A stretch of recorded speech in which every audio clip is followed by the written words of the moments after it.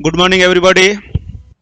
आज हम BA final year के राजस्थान इतिहास पर जो प्रतिहार वंश के बारे में परिचर्चा कर रहे थे, मंडोर के प्रतिहारों के बारे में हमने परिचर्चा की थी, नागभट्ट सेकंड के बारे में परिचर्चा की थी और नागभट्ट सेकंड के बाद में जो परम प्रतापी साम्राज्यवादी और प्राचीन भारत का सबसे वीर बहादुर और सर्वोत्कृष्ट श्रेणी का जो शासक हुआ है उसका नाम था मिहिर भोज, जिसको मिहिर भोज फर्स्ट भी कहा जाता है।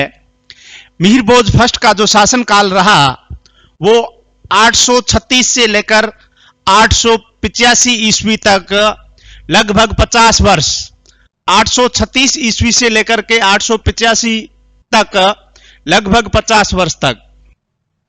जैसा कि आपको पता है, नागभट्ट द्वितीय ने 833 तक शासन किया था। नागभट्ट द्वितीय के बाद में उसका पुत्र रामभद्र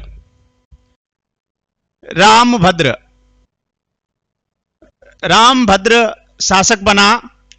इसने करीबन 3 साल तक शासन किया, 833 से 836 तक। और ये मिहिर भोज के पिता का नाम भी रामभद्र था। इनकी माता का नाम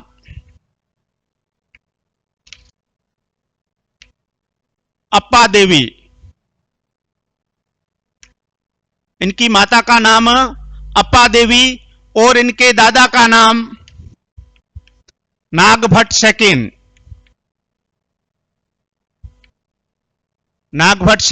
इनके दादा का नाम नागभट्ट सेकंड था।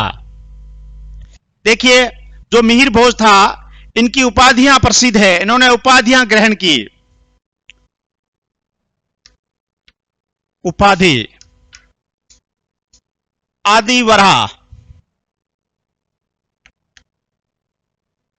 इसका उल्लेख है ग्वालियर अभिलेख में।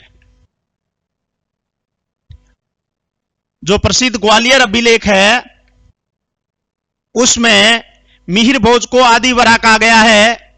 प्रभास, यह कहा गया है दौलतपुर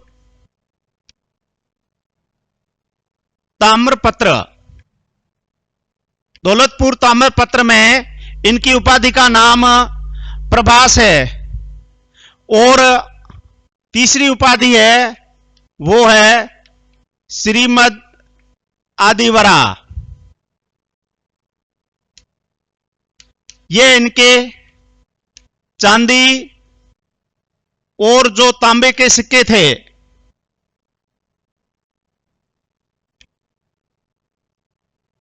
चांदी और तांबे के सिक्कों पर यह उपाधि मिलती है। तो मिहिर भोज ने 3 प्रमुख उपाधियां धारण की। पहली आदिवरा, जिसका उल्लेख ग्वालियर अभिलेख से होता है। दूसरा दौलतपुर, जिसका उल्लेख दूसरा प्रभास, जिसका उल्लेख दौलतपुर ताम्रपत्र से होता है। और तीसरा श्रीमद आदिवरा, जो उसके चांदी और तांबे के सिक्के हैं, इन पर इसका उल्लेख होता है। देखिए, एक अरबी यात्री था,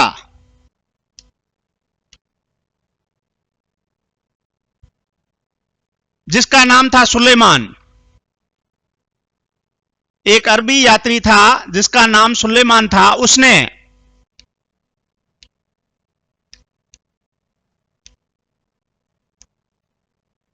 मिहिर भोज को भारत का सबसे शक्तिशाली शासक की संज्ञा दी। तत्कालीन समय में भारत में जितने भी बादशाह थे, उनमें मिहिर भोज को शक्तिशाली शासक की संज्ञा दी। इस्लाम का सबसे बड़ा शत्रु,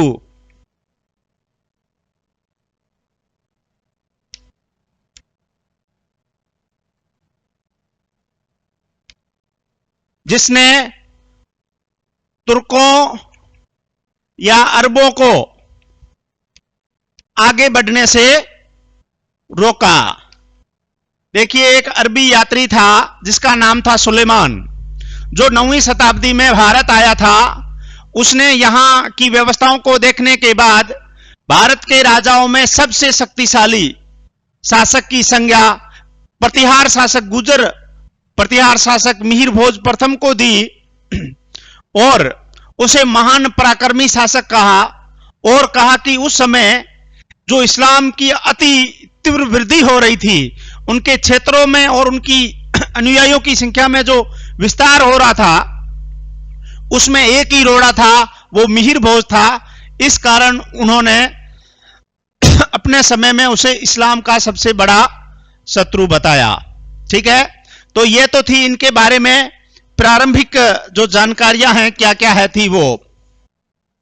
अब हम बात करते हैं इनकी उपलब्धि के बारे में। इनकी उपलब्धियां या विजय क्या क्या रही, जिन विजयों के आधार पर उन्हें ज्यादा याद किया जाता है। विजय या उपलब्धि।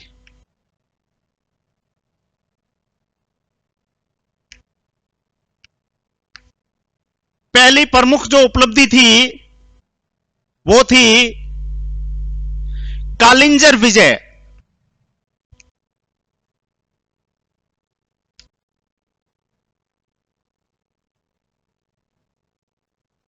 देखिए, जो मिहिर भोज की कई विजय थी, उनमें पहली और प्रमुख जो विजय थी उसको वो कालिंजर विजय थी। देखिए, वराह अभिलेख के अनुसार, वराह अभिलेख के अनुसार कालिंजर के चंदेल नरेश जय शक्ति, चंदेल नरेश जय शक्ति, जय शक्ति को उन्होंने पराजित किया और उन्हें अपनी अधीनता स्वीकार करने के लिए विवश किया, और जय शक्ति ने कर इत्यादि देने की मांग को स्वीकार कर दिया और जय शक्ति की जो स्वतंत्रता थी वो उन्होंने समाप्त कर दी। देखिए, दूसरा जो उनका विजय है,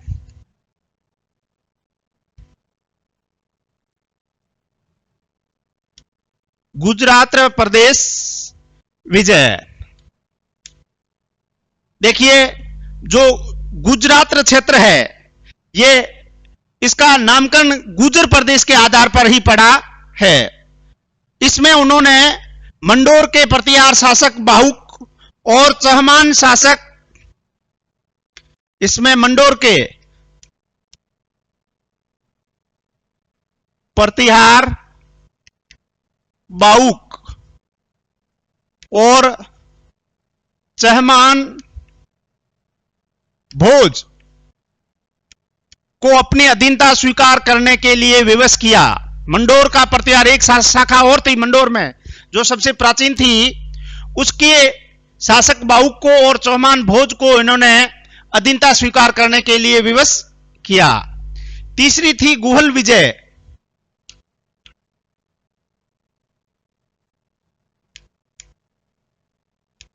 जैसा कि आपको पता ही है, गुहिल प्रदेश या गुहिल राजवंश का शासन मुख्यतः मेवाड़ में हुआ करता था और चाकसू अभिलेख से इसकी पुष्टि होती है।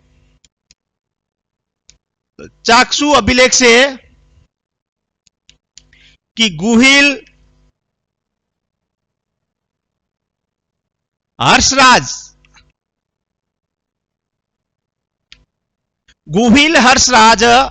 मिहिर भोज का सामंत था, या एक युद्ध में मिहिर भोज ने उन्हें पराजित कर दिया था। इससे गुहिल ने उपहार, कर इत्यादि देना स्वीकार किया था। अब अगली विजय है कलचुरी विजय।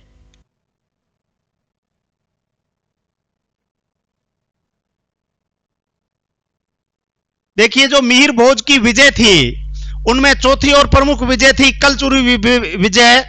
यहां पर कहला अभिलेख है, एक कहला अभिलेख प्राप्त हुआ है।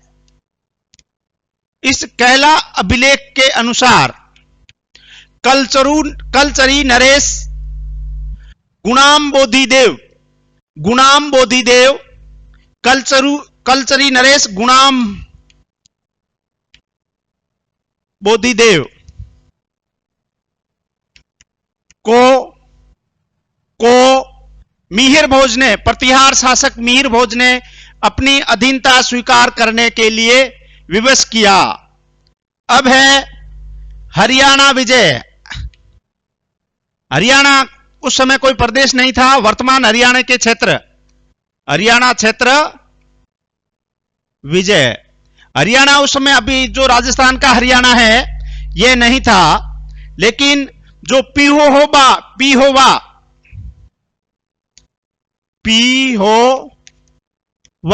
अभिलेख है, उस अभिलेख से इस बात की पुष्टि होती है कि इस क्षेत्र पर मिहिर भोज का आधिपत्य था। ठीक है, हरियाणा क्षेत्र पर पीहोवा अभिलेख से इस बात की पुष्टि होती है कि इस क्षेत्र पर मिहिर भोज का आधिपत्य था।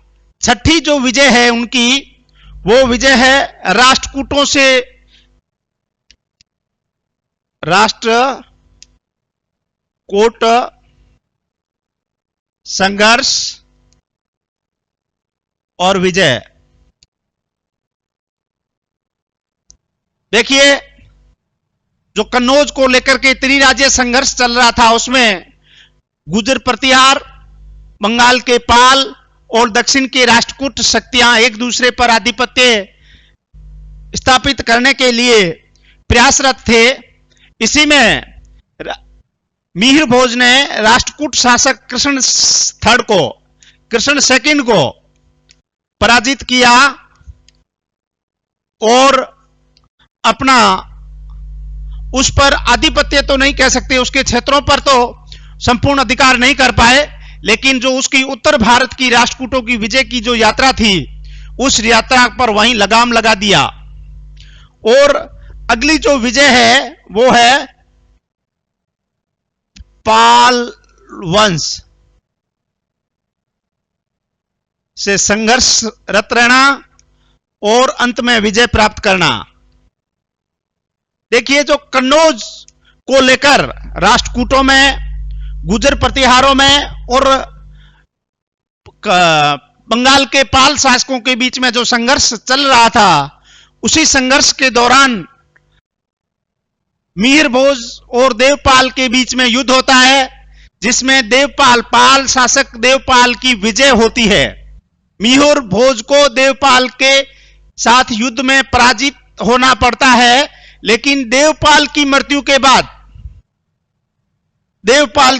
के बाद जब उसका उत्तराधिकारी कमजोर नारायण पाल राजा बनता है, तब मिहिर भोज नारायण पाल पर आक्रमण करता है और पाल शासकों की बढ़ती हुई शक्ति को पराजित कर देता है और अपना गुर्जर प्रतिहारों का उत्तर भारत में एक छत्र और एक झंडा स्थापित करता है। तो आज हमने मिहिर भोज के बारे में परिचर्चा की। मिहिर भोज का शासनकाल 836 से 885, पिता रामभद्र, माता अप्पा देवी, दादा नागभट्ट सेकंड, उपाधियां आदिवरा, प्रभास, श्रीमद आदिवरा और सुलेमान यात्री ने, अरबी यात्री सुलेमान ने इन्हें भारत में, या उस समय जो तुर्कों और इस्लाम का प्रसार था उसका सबसे बड़ा शत्रु माना और इसे भारत का सबसे शक्तिशाली और पराक्रमी शासक की संज्ञा दी। जो इनकी अचीवमेंट है, पहली है कालिंजर विजय।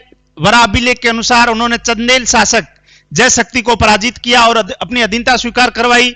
गुजरात प्रदेश यानी मंडोर के बाहुक और चहमान भोज को पराजित करके राजस्थान के दक्षिणी और पश्चिमी क्षेत्र पर विजय, गुहिल विजय, कलचुरी विजय, हरियाणा क्षेत्र विजय। और उसकी जो प्रमुख उपलब्धियां हैं वो है राष्ट्रकूट और पाल शासकों के साथ जो कन्नौज के लिए जो त्रिराज्यीय संघर्ष की युद्ध चल रहे थे उनमें भाग लेना और अंततः पाल शासक नारायण पाल और कृष्ण सेकंड को पराजित करके गुर्जरों की सर्वश्रेष्ठता को सिद्ध करना। धन्यवाद।